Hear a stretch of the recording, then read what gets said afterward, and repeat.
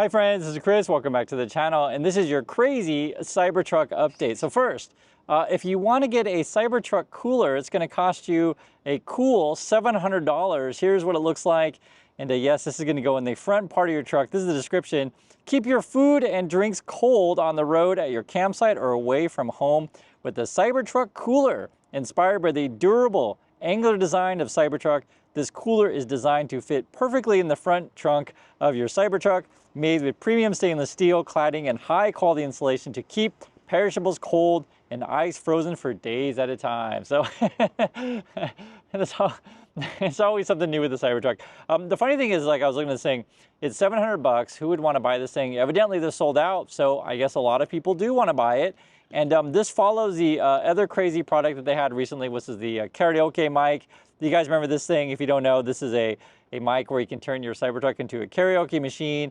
Cost 215 bucks. And when they were supposed to announce the robotaxi, that was back on August 8th, instead they put out a new advertisement for the karaoke mic. So there's that. Now this is interesting because sort of why we're doing this today. It's not just because of the Cybertruck Cooler. In fact, Edmunds tried to do a review of the Cybertruck. They did an early review before, but it was like a loaner. And then on this kind of more in-depth review, they bought a Cybertruck. Now think about the distinction there. On the loaner, you know, for a review, maybe Tesla's going to give you like a really, really good one or something, so it actually works. Then when you go and try to buy one yourself, it turns out the thing doesn't work. This was the headline here. It says, our Tesla Cybertruck had another steering issue, then stopped working. I'll read the details of this thing, and again, so basically they went to go buy their own Cybertruck and it doesn't work, and they're trying to review it. During our filming session, the Cybertruck threw the same errors and warnings that we experienced the first time around, right? So they actually had problems when they first did it, and then having the problems again. Display showed a reduced top speed, in this case limit of 61 miles per hour, and the climate control started to blow warm air. As the team pulled off the handling circuit and started slowing, the display cycled through more errors, including notes for a rear steering failure, a low voltage battery warning, and a reduced power and speed. It suggested we power the cycle of the truck. We did this, and upon entering the vehicle after the restart, the screen showed the flashing, quote, proceed with caution, critical steering issues detected. Sign we noted previously. The truck also capped its speed at 4 miles per hour. We drove at a slow circle on our closed track for a few more minutes to see what would happen, continue filming, and eventually it wouldn't even limp anymore. We left it where it stopped and crossed our fingers. And basically after that, I think they waited like 50 minutes. They finally got the thing to work, right? But the overriding problem is that it's not reliable, right? I mean, it's not great to have a car that, you know, maybe sometimes you can only go 60, maybe other times you can only go 4 miles an hour. Moreover, like the thing just beeps you and says things like, and it doesn't work. It was interesting because I talked to like people over at Tesla when they took it back, and then one of the mechanic people text, I guess you could say, this is what the person said. It says here, the person we spoke to at the service center said this wouldn't be the first Cybertruck he's seen with this issue, and speculated it could be one of three things, right? So this is not an isolated event. And again, this is coming from Edmunds after they take it into Tesla, and this is what Tesla said. And well, the person's guessing because of the person that works there. It says it could be a problem with the front wiring harness, okay? It could be a problem with the front 48-volt battery, or a problem with the rear steering system. or it could be all three, who knows, right?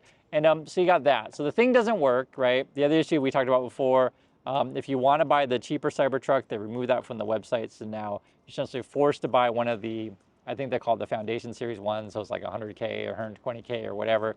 So they basically have too much inventory in those. The funny thing is that these days the Tesla, you know, cyber stock promoters, or was it Tesla Cybertruck stock promoter pumpers, those kind of people, they don't even talk about Tesla cars anymore. Now they just talk about AI and the Grok thing, and they talk about politics. Like, they do everything they can to avoid talking about cars or talking about Tesla sales. The interesting thing is that regarding the whole Grok thing, and I made a video before, but if you don't know, essentially Elon Musk released this sort of new image generation thing on you know, X, right? And I think Grok is part of X. He's been trying to, you know, move Tesla money over like $5 billion over to that, right? So, hey guys, help me start my other company by giving me your Tesla money. Yeah, who knows? I mean, it's just laughable because like, who goes along with this stuff? But anyway, the thing that's crazy is I'm just kind of waiting for lawsuits to be announced, because basically you pay for this Grok thing, and people have been generating all kinds of like Nintendo images, Disney images. People really like to do Taylor Swift. That's kind of a popular subject, or Elon or Trump or whatever. So you can generate images of real people, real companies, real mascots, and then you can put them in compromising situations. Be it sexual, be it violent, be it any number of things. And I'll let you guys, if you want to find those images, you can. But you can basically figure out what the kind of stuff that you can make people do. And the thing is like, it's interesting with other AI generation things that they really are try to put safeguards in this kind of stuff. I know from the people who love Musk and stuff, they say, oh, this is all about free speech. We can generate any kind of however you want to say it, not safe for work image that we want, because this is freedom. And maybe guys, maybe, but Disney, I'll use the example of Disney because they tend to have very good lawyers over at Disney. They're very protective of their brands, and any number of companies that if you're using our brand, or whatever, celebrities or stars, whatever, if you're using our image and likeness and selling it, we'll see. So there's that. There's another thing too. Also, I mean, guys, the Cybertruck news today is kind of crazy. This is coming from the Wall Street Journal. This was the article. Cybertruck buyers get unusual surprise. A brand new truck delivered with dirt and mud. Let me just read the description of this thing. So basically, people are paying like 100K, 120K for these things, and they pick them up and they're not clean, right? So this person says here, it wasn't clean like a new car should be. If you're paying $100,000, this person was in in Annapolis, Maryland. I got that in April. The interior of the windshield was coated in a cloudy, hard to remove film, where there were water streaks and fingerprints visible on the stainless exterior.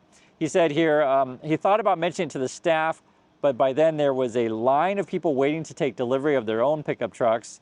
He returned home and spent an hour wiping it down with rubbing alcohol and window cleaner. And it's interesting because this particular person's story, where get the truck, and you got to take it home and clean it.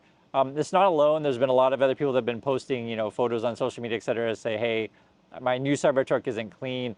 And there's a couple issues with this. It's interesting. So one is, Tesla hasn't really made it clear to, I guess, the Tesla people who are doing the deliveries on how to clean said things. First, they said, like, you want to use this, one dishwasher soap. Then they said, okay, you want to use this other soap. So they've changed the messaging on that. Also, too, I guess that takes double the amount of time to clean the thing. So, like, I guess like a regular car, it takes like 45 minutes to clean. And then the Tesla Cybertruck, it takes like 2 hours to clean the thing, or detail it. I think that's the right word. So there's more time intensive. You don't know how to clean exactly. The other issue is that, like, when people get home, they're just like, I mean, I could try to, address the issue with Tesla, but I just want to be home now, and I'll do it myself, right? For me personally, like, if I'm going to spend that much money on a car, over 100K, I don't want it to be clean. I don't think that's too much to ask. Another point is, if I'm going to spend that much money on a car, right, over 100K, I want my car to work. I don't think that's too much to ask. But evidently it is these days. And consider yourself lucky if you pick up a Cybertruck that works and that is clean. You are a lucky one. The other thing that's really funny, though, whenever you read through this stuff, despite all of these crazy things, there's people out there who are still Teslas and fanboys and fangirls. They're just like, well, I'm just here to help out Elon, and I want him to, be successful in building AI and going to Mars and putting chips in people's brains or whatever. I don't know. There's people still willing to go with it. The question is, how many of these people will exist, and how long will this continue? And that's part of the fun of the story of talking about Tesla and Musk and stuff like that, is that it's clearly a bubble, right? And sort of like this sort of discrepancy between the reality and sort of people's fantasy and hopes and dreams. And we're still waiting for the announcement, the official one of this the robotaxi stuff. That's like the biggest pipe dream ever, but yet people will go along with it, and that's why it's fun to track. So, love to hear your thoughts about this thing. What do you think about the Cybertruck news? What do you think about that cooler? Would you pick up one for $700, or what about the karaoke mic? Love to hear your thoughts, and I'll catch you on the next video.